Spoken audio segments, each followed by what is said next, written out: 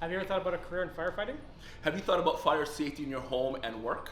I'm Riyad from Red Home Realty. I am Will Ellis from Red Home Realty, and today we have Adam from Firehouse Training, and we're going to find out some great information about fire safety and a career in firefighting from him.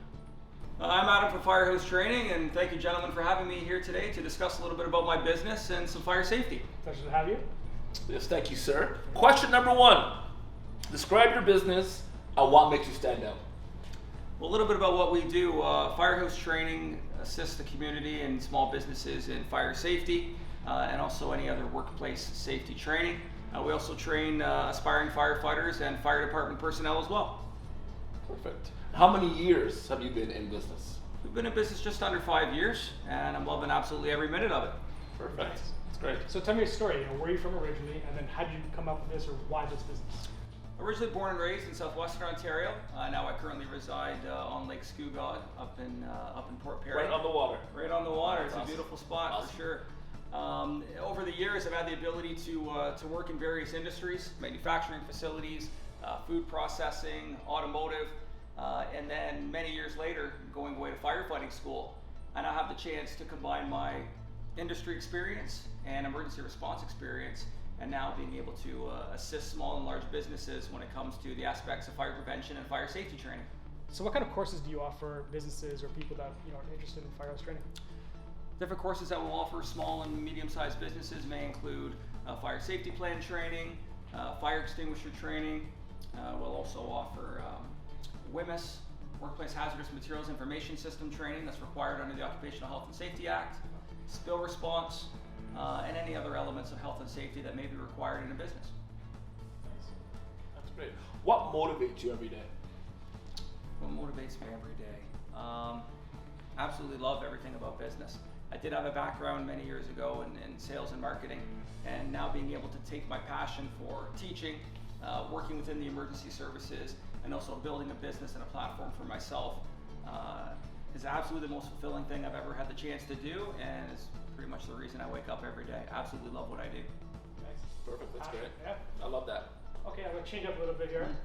What's your favorite local businesses? It can be food related, it can be a place you like to go and hang out at, it can be anything, your gym, anything. Some of my closest friends would know that I definitely like a place that has a good atmosphere and a good vibe. I definitely like my craft beers for sure, so I would say one of my favorite places in Durham region would be Old Flame Brewery up in Port Perry. It's an excellent patio, great location, and we actually had the opportunity a few months ago to run a networking event through my training company for a book launch that we had, and very successful, fantastic venue. Perfect. Now let's go back to your history. So, because you have a history in industry, why do you, I know you're going to answer this question is pretty much geared towards you. Why is fire safety so important? Fire safety is very important. I mean, seeing when it comes to just meeting health and safety requirements in a workplace, having the chance to work in those industries all those years, and now as a firefighter for a fire department here in the Greater Toronto area, responding to these emergencies and seeing that I would have the ability to make a difference in making those workplaces as safe as possible, especially when it comes to fire safety and dealing with hazardous materials. And you mentioned a book. What's the book about?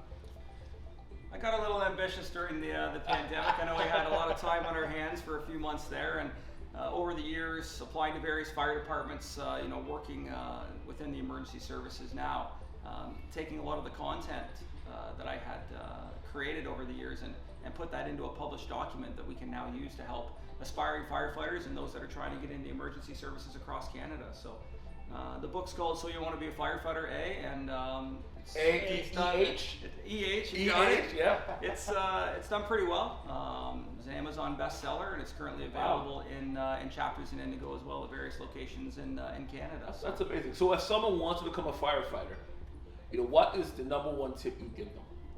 So as a young person.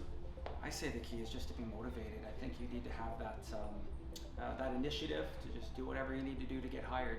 You really need to make a career out of getting this career. So whether it's taking additional courses to buff up that resume, or studying for that aptitude test that's coming up with a particular fire department, you really need to put all your eggs in one basket and put in that effort to attain that badge and attain that career. So is the firefighting, because like, everyone hears about the police, so is it a similar kind of intake where you go to a Absolutely, for sure. Okay. Very competitive. As you know, there's thousands of applicants that apply for many of these different emergency services positions. So to get your name to the top of the pile and make sure that your application's the best, you definitely need to go above and beyond just your basic firefighting schooling that you would get, including some other experiences that you have in life, whether it's a skilled trade, working in customer service, or having various backgrounds in mental health and leadership. All those are huge characteristics now on today's fire service application. Makes sense. Mm-hmm. Mental health. You hear in the emergency services that mental health is a big thing that is being pushed right now. And with what you guys see in horrific scenes and going into homes, etc., what tools are available to firefighters to deal with mental health? I think the tools that are available now for first responders and even those that are working in various workplaces is some of the best that it's ever been. Okay. I know that the importance of dealing with mental health and getting rid of that stigma is huge.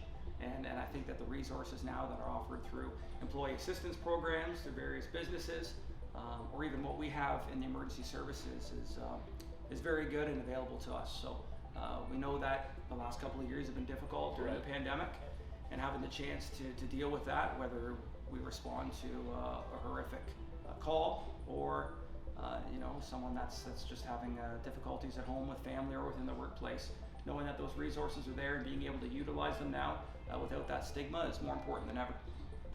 What were the biggest surprises for you while owning this business? Biggest surprises while owning a business? I'd say really understanding the amount of time and effort that it takes to provide the best customer service that you can for clients and those that are reaching out to Firehouse to utilize our services. The countless emails, returning every phone call, and just doing what you can to put yourself in the customer's shoes, when the expectations are for them when looking to invest their hard-earned money into some of our services, whether it's our career coaching services, a fire safety training program, or an online or in-person training course that we would offer the emergency services. Nice. You said career coaching. Like, is that? I'm assuming it's for a firefighter. Absolutely, yeah. And what does that involve? That's interesting. That's another aspect of our business. We spend quite a bit of time providing career coaching services for anybody looking to get into emergency services.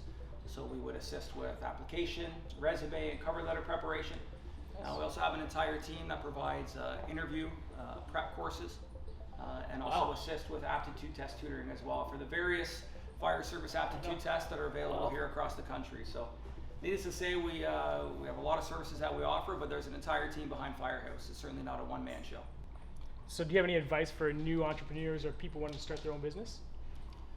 Yeah, I mean, over the years, just having the opportunity to work in sales and marketing and now owning my own business, really taking the time to build something bigger than yourself, build a platform, build that brand, right? And the opportunity to bring in the right people that are going to help bring you to that next level. And especially for myself, for those that work with me, work for me, or are close to me within the emergency services, they definitely know that there's a passion behind what I do, and there isn't a day that feels like work. I'm excited to get up every day to help build this business and help others that are looking for a career in the fire service, or businesses that are looking for any type of fire safety training or hazardous materials response needs. And do you have like an Instagram handle for people to see? Absolutely. Check us out on Instagram at Firehouse Training. Also on Twitter at Firehouse Train 1. And TikTok, of course, at Firehouse Training. You won't catch me doing a dance or anything on there. But you might see us throw off or blow off a fire extinguisher or two. So definitely check out our social media. We have a pretty good following and a lot of fantastic supporters. Perfect. And thank you for coming to Adam. Thank you, Adam. Such Appreciate great it. information.